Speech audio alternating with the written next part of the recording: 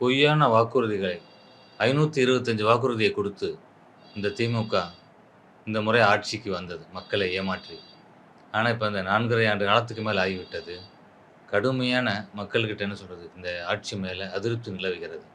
காரணம் இவங்க ஒரு 10% வாக்குறுதியை கூட நிறைவேற்றவில்லை. விளம்பர மாடல் அரசாக இந்த திராவிட மாடல்னு இவங்க டெய்லி ஃபோட்டோ ஷூட் நடத்தக்கூடிய நிகழ்வு தான் நடந்து கொண்டிருக்கின்றது. தொடர்ச்சியா பிரச்சனை. நீங்க பார்த்தீங்கன்னா, எல்லா துறையிலும் ஊழல் மலிந்து கிடக்கிறது. இப்ப சமீபத்தில திருச்சியில அமைச்சர், உள்ளாட்சித்துறை அமைச்சர் நேரு அவர்கள் ஒரு 2538 வேக்கன்சிய ஃபில் பண்றதுல, இன்னைக்கு 25 35 லட்சம் ரூபாய் அவங்க வந்து ஒரு நபர் ஒருத்தருக்கு லஞ்சம் வாங்கி, அவங்க வந்து ஒரு கண் துடைப்பாக பரீட்சையை நடத்தி அண்ணா யூனிவர்சிட்டி மூலம், "நீ பாஸ் ஆனாலும் பரவால்ல, ஃபெயில் ஆனாலும் பரவால்ல, உனக்கு வேலை" அப்படின்ற அடிப்படையில, அந்த பணி நியமன ஆணைய என்ன வெட்கக்கேடான ஒரு நிலை என்னன்னா, தமிழக முதலமைச்சரே வழங்கி இருக்கிறார்.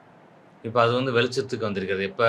அவரோட தம்பியுடைய ஒரு வங்கி கடன் மோசடி சம்பந்தமாக அமலாக்கத்துறை வந்து அத புலனாய்வு செய்யும் பொழுது, இந்த விஷயங்கள் வெளிய தெரிய வந்திருக்குது. நெருக்கி 800 கோடிக்கு மேலான ஊழல் இது. இப்படி ஒரு ஊழல்ல மாட்டியிருக்கிறது.